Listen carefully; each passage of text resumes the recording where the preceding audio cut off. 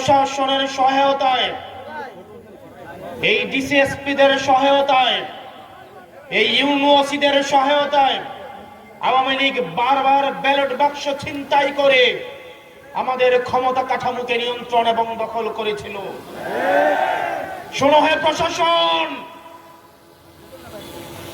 2024 সাল থেকে যদি আপনারা শিক্ষা না নেন, আপনারা যদি আবার আগের ছকের নির্বাচনের দিকে ফিরে যান, আপনারা যদি আবার গুলশানের দিকে লাইন দেন, এই তরুণ প্রজন্ম আপনাদেরকে ক্ষমা করবে না।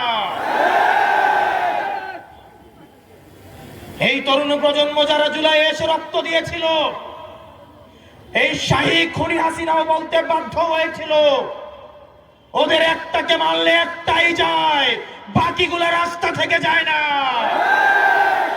আমরা আবরার ফাহাদের উত্তরসূরি, আমরা আলিফের উত্তরসূরি, আমরা হাদি ভাইয়ের উত্তরসূরি।